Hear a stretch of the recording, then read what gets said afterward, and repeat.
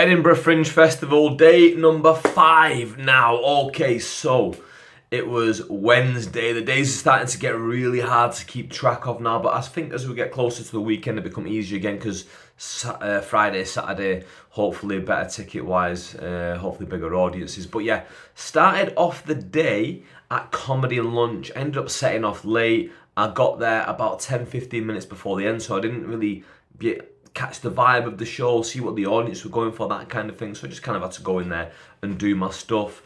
That was run by he's a guy from Glasgow, James Gardner, and he seems to be doing really well at the moment. So it's nice to see people who are doing like stuff on a similar level to you, but from other areas of the country. Because obviously I'm friends with all the people on that level from back home already, Manchester. But it's nice to see people from other places and get to know them as well. Because some people see it as competition, but I don't see it as competition. I see it as like a teamwork thing. Because if we can all figure things out together, maybe we share them with each other, we can all like level up a little bit. Anyway, so I did that show. It was interesting. They all seem to really be there for him. He's got a sizable following online, so he's got it's like 20-something thousand on Instagram, that kind of thing, and some 20,000 on Facebook and like 50 on TikTok. So good little bit of followings here and there. So it gives you the availability to maybe sell like pockets of tickets here and there to people, and they all seem really, really invested in him. I ended up going on last because I ended up getting there late. I found it a little bit more tricky because it felt like they were all there for him and his style of humour, and I wasn't able to immediately get on the wavelength for the show. So I was just like trying to figure it out as I went along, but I enjoyed it. And then I went on to an Asian occasion, met up with Raul. We went and had some ramen together. The meat was halal there, which is handy, but I still got the tofu version because I still like to eat veggie where I can. So yeah, anyway, you're not interested in that, I guess. So we then went to the Asian occasion show, which was Surrey heavy. There's a lot of people from Surrey in the crowd, which is interesting. Did the show there. I think I went second to last. I had to shoot off then to Awkward Question Time. I really like this show, Awkward Question Time. I did it at Nottingham Comedy Festival, and I think I managed to sell like 6 tickets off the back of just doing that one show, which was fantastic. Managed to sell people on my personality. They got to see me over the course of an hour. And basically, it's like the TV show Question Time, only not political. It's Awkward Question Time. So you can ask whatever you want, right? So I went to do that, but they only had 2 audience members, so they ended up cancelling it because it's a panel show. There's 4 people on stage plus a host. So 5 of us, only 2 people turned up in the audience, so they cancelled the show, which then set me back a little bit. I was like, oh no, what if I get to my show and it's very low ticket sales, very low numbers?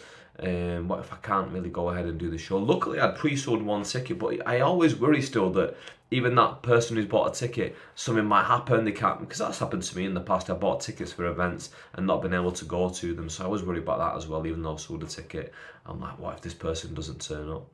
Funny enough, the one person who bought a ticket for my show tonight actually turned up late. Luckily, we had other people. We'll get into that in a second.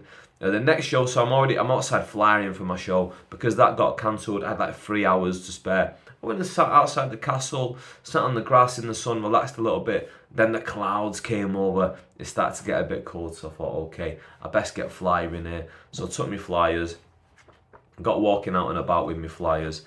And as I'm outside the venue, Tom Evans, who again I know from back home, him and Ignacio Lopez, they do Comedy Sheep, which is like a Welsh compilation show. And they were an act short for whatever reason. So as I'm outside flyering, Tom comes outside and he's like, you fancy opening the show for us, doing like 10 minutes? I was like, do you know what? Yeah, fair enough. Yeah, I'll come do that for you. Because as much as I want to sell my show, I want to gig as much as possible while I'm here. And I see the last half an hour before the show as that real time that I need to start cooking and start to get people into the show. So I went and did it. What a room. Like, crowd were on fire in that room. Tom did a good job. I was able to ride off his crowd work, what he was talking to the crowd with in the beginning. Started to make some jokes about that kind of thing, weaved in stuff about my brother and that kind of thing. So it was really nice to just basically hit the ground running in that gig. Really good vibes from that gig. Then straight out to flying, trying to get people into the show.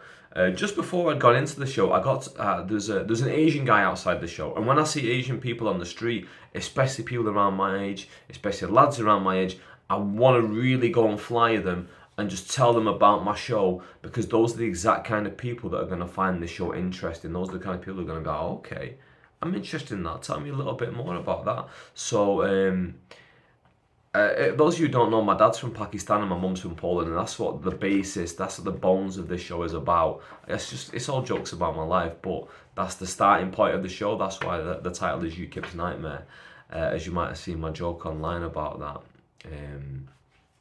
So I stopped him and I tell him about it, and I go, where you from? And well, actually, I stop him and I tell him about it, and he's with his girlfriend, and he goes, she's from Poland. I go, where are you from? He goes, Pakistan. I go, you guys are from Pakistan and Poland. You have to come to my show. And he called her over and he told her, he went, his mum's from Poland, his dad's from Pakistan. She's like, what? I was like, you guys have got to come to my show. She went, we've got to come to your show.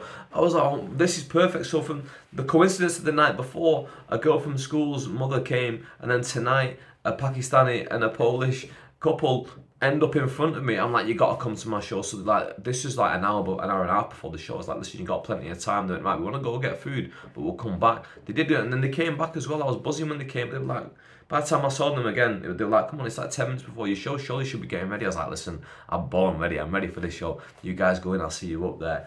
In the end, we had the exact same numbers as yesterday. It was a smaller crowd again. We're about a quarter full. The room was about a quarter full. So audience this time was a little bit reserved, I would say. A very reserved audience. They weren't like big laughers, but I could see they were all having a good time. They were all laughing and laughing quietly to themselves. This is the problem with like a small room, especially when you don't fill it, is people, they feel more self-conscious, because with comedy, it works best when you can hide within a crowd. You're free to feel like laugh and laugh and laugh. But some people are very self-conscious about laughing, right? And laughing about certain things when they feel like they're going to be the only voice laughing, so they like withhold it and they're laughing like this, like that kind of thing. So it's harder to build momentum as a comedian. But as long as they were having a good time, I was happy with it. After the show, I've got like special edition collector's cards that usually I sell, but I'm just giving them away for free at the moment. For people who like want to give over 10 quid at the end of the gig. So everyone basically gave 10 quid at the end of that gig. Actually, no, one person, it's the first time one person walked out without paying anything. They walked out. They're a little bit, I saw them looking a little bit like dour and awkward at the back of the room, and I found it hard to engage them. I feel like they might have been that way with a lot of shows, but I don't know. But either way, they walked out without paying a penny. And I thought, listen, they sat there through the entire show. They gave it an opportunity. I could see that they were having a great time, but at least they stayed all the way through. So, well, it is what it is. But and then after that show, I was doing Irish Comedy Overdrive, an Irish showcase at City Cafe, and again, crowd were really up for it. It was a hot room in terms of the audience were like really up for it, but it was a boiling room, and I think all of that just created a really good atmosphere for comedy. Went in there. What a way to end the night! What a way to end the night! Having a solo show that I was getting good vibes from the audience and really like nice things being said after the show, and then going to be able to do the Irish showcase at the end. So another 5 gigs in the book. Really starting to cook now here in Edinburgh. Today I think I've got 3 gigs. So yeah, I might try and fill it with some other stuff if I can find some spots, but if not, I guess I'll just do the 3. But yeah, guys, that is day number 5. Thank you for watching.